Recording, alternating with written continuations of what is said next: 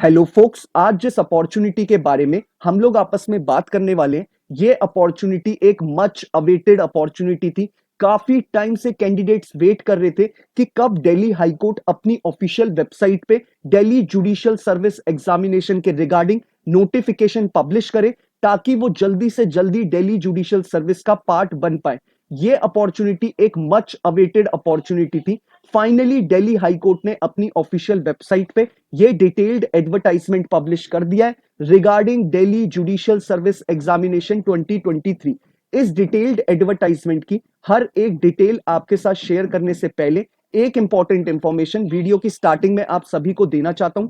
जो भी कैंडिडेट अभी लॉ स्टूडेंट है, लॉ ग्रेजुएट हो चुका है या फिर प्रैक्टिसिंग एडवोकेट है ऑल ओवर इंडिया के किसी भी कोर्ट में, अगर वो चाहता है हमारे इंडिया में हमारी लीगल फर्टिनिटी के रिगार्डिंग कोई भी वैकेंसी निकले, चाहे वो आपकी इंटर्नशिप की वैकेंसी हो, चाहे वो आपकी जुडिशरी की वैकेंसी हो, चाहे कोई सेंट्रल या स्टेट गवर्नमेंट के द्वारा निकाली गई कोई बैंक की वैकेंसी हो, या फिर पब्लिक सेक्टर अंडरटेकिंग यानी पीएसयू की वैकेंसी हो, या फिर हमारे इंडिया में निकाली गई इंपैनलमेंट की वैकेंसी जो एडवोकेट्स के निकलती है वो वैकेंसी हो, या फिर हमारी कोई कॉर्पोरेट वैकेंसी हो। It means all over India में कोई भी लीगल फर्टिनिटी के रिगार्डिंग वैकेंसी निकलेगी, उस वैकेंसी के रिगार्डिंग इस चैनल पे आपको टाइमली अपडेट मिल जाएंगी, ताकि आप टाइमली ही उन रिक्रूटमेंट प्रोसेसेस का पार्ट बन पाए और जल्दी से जल्दी एक अच्छी अपॉर्चुनिटी को ग्रैब कर पाए।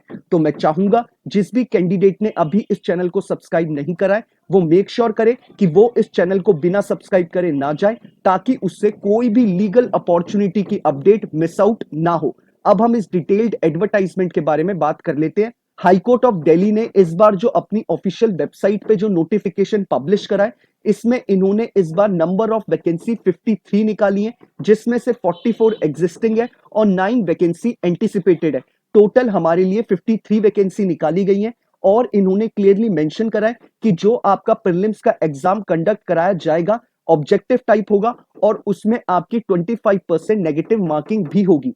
उसके बाद आपका मेंस का एग्जाम कंडक्ट कराया जाएगा। फाइनली आपका वाइवा यानी पर्सनल इंटरव्यू पीआई कंडक्ट कराया जाएगा। इन्होंने नोटिफिकेशन में क्लियरली मेंशन करा है कि आपका जो एग्जाम होगा प्रीलिम्स का, वो आपका 10th ऑफ दिसंबर 2023 संडे के दिन कंडक्ट कराया जाएगा। और वो एग्जाम आपका 2.5 आवर का होगा।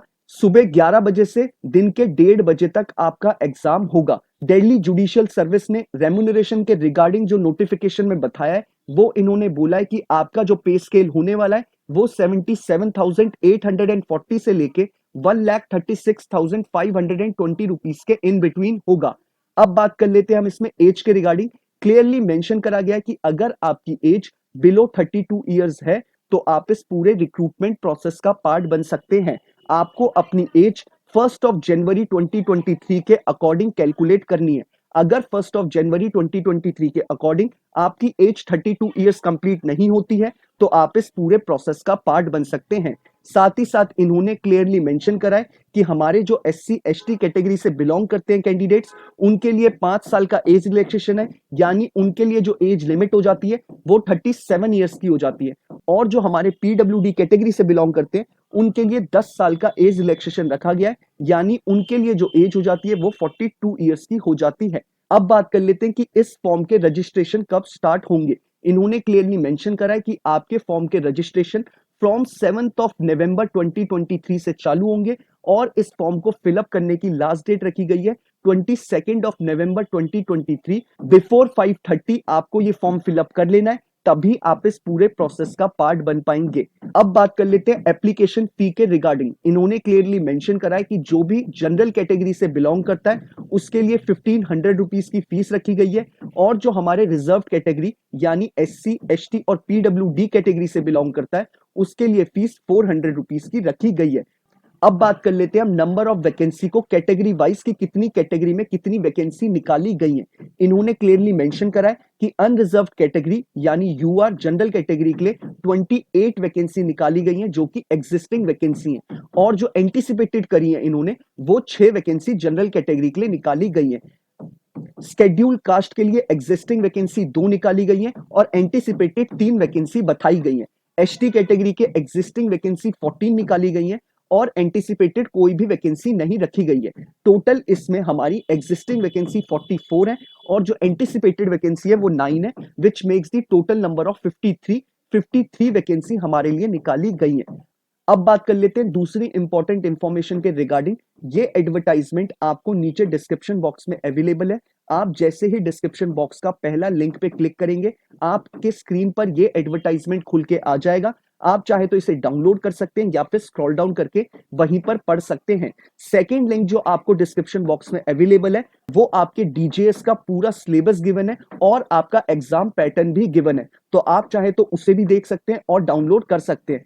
डिस्क्रिप्शन बॉक्स में जो आपका थर्ड लिंक अवेलेबल है वो आपको डायरेक्टली दिल्ली हाई कोर्ट की ऑफिशियल वेबसाइट पे लेके जाएगा, जहां पे आप फ्रॉम 7 नवंबर 2023 से अपने फॉर्म को फिलअप कर सकते हैं और इस पूरे प्रोसेस का पार्ट बन सकते हैं। तो आपको कहीं भी जाने की जरूरत नहीं है, नीचे डिस्क्रिप्शन बॉक्स में थर्ड लिंक पे आपको क्लिक करना है, डायरेक्टली आप अपने Delhi high court judicial service का फॉर्म फिलअप कर पाएंगे और इस पूरे प्रोसेस का पार्ट बन पाएंगे। अब एक बार हम सिलेबस के रिगार्डिंग भी बात कर लेते हैं और एग्जाम पैटर्न के रिगार्डिंग भी बात कर लेते हैं। इन्होंने क्लियरली मेंशन करा है एग्जाम पैटर्न में कि जब आपका प्रीलिम्स और मेंस क्लियर हो जाएगा, मेंस क्लियर होने के बाद आपको मेक श्योर करना है कि विद इन 5 डेज आपको अपने सारे डॉक्यूमेंट्स इनके ऑफिशियल एड्रेस पे भेजने हैं, ताकि ये आपके पूरे डॉक्यूमेंट्स को वेरीफाई कर पाए, उसके बाद ही आपको इंटरव्यू के लिए बुलाया जाएगा।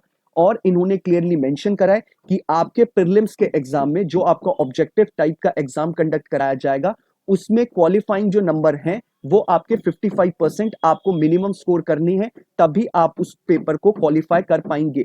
मेंस में इन्होंने क्लियरली मेंशन करा है कि पर पेपर में आपको मिनिमम 35% स्कोर करने हैं और एग्रीगेट आपका 45% अबव होना चाहिए। वाइवा में इन्होंने क्लियरली मेंशन करा है कि आपको मिनिमम 45% स्कोर करने हैं। अब बात कर लेते हैं प्रीलिम्स के सिलेबस के रिगार्डिंग। इस प्रीलिम्स का सिलेबस मैंने आपको नीचे डिस्क्रिप्शन बॉक्स में सेकंड लिंक में अवेलेबल करा रखा है, बाकी मैं आपको एक बार स्क्रीन पे भी दिखा देता हूं। ये आपका प्रीलिम्स का सिलेबस है, जिसमें आपका सीपीसी आएगा, आपका आईपीसी आएगा, इंडियन कॉन्ट्रैक्ट एक्ट आएगा, आपका एलएलपी एक्ट आएगा, आपका आर्बिट्रेशन एंड कंसिलिएशन आएगा, इंडियन एविडेंस एक्ट आएगा, स्पेसिफिक रिलीफ एक्ट आएगा, लिमिटेशन एक्ट आने वाला है इसमें, पॉक्सको का आपका एक्ट आएगा, कमर्शियल कोर्ट एक्ट आएगा आपका। ये सारे आपके प्रीलिम्स के सिलेबस में एक्ट आने वाले हैं। अब बात कर लेते हैं हम अपने मेंस के रिगार्डिंग। मेंस में इन्होंने क्लियरली मेंशन करा है कि आपका पहला paper general legal knowledge and language का होगा, जो टोटल 250 मार्क्स का होगा। उसके बाद आपका सिविल लॉ का एग्जाम कंडक्ट कराया जाएगा, 200 नंबर का होगा।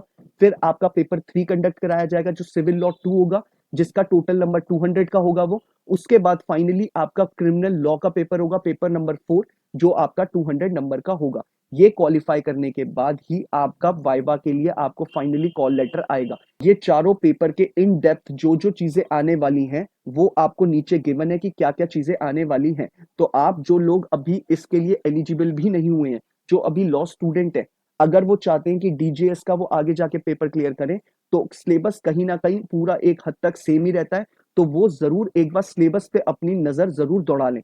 तो ये आपका पूरा प्रोसेस है। बाकी अगर आपको फॉर्म को फिलअप करने में किसी भी तरीके की प्रॉब्लम अराइज होती है, तो आप सभी जानते हैं कि आपको मुझे कैसे रीच आउट करना है। इन केस अगर आपको नहीं पता तो मैं बता देता हूं, आप मुझे इंस्टाग्राम या ट्विटर पे टेक्स्ट मैसेज कर सकते हैं, ताकि मैं आपको जल्दी से जल्दी रिप्लाई कर पाऊं और आप अपने फॉर्म को फिलअप कर पाए और पूरे रिक्रूटमेंट प्रोसेस का जल्दी से जल्दी ही पार्ट बन पाए और अपनी प्रिपरेशन और अच्छे से कर पाए। इन केस अगर आपको इसके अलावा कोई प्रॉब्लम है तो भी आप मुझे टेक्स्ट मैसेज कर सकते हैं लॉ के रिगार्डिंग। बाकी अगर आपको ये वीडियो पसंद आया है तो आप इसे लाइक शेयर जरूर करिएगा। बाकी अगर आप चाहते हैं कि ऐसी ही हर एक लीगल अपॉर्चुनिटी के बारे में आपको टाइमली ही अपडेट मिलती रहे, तो आप मेक श्योर करिएगा कि आप इस चैनल को बिना सब्सक्राइब करे ना जाएं। Thank you so much.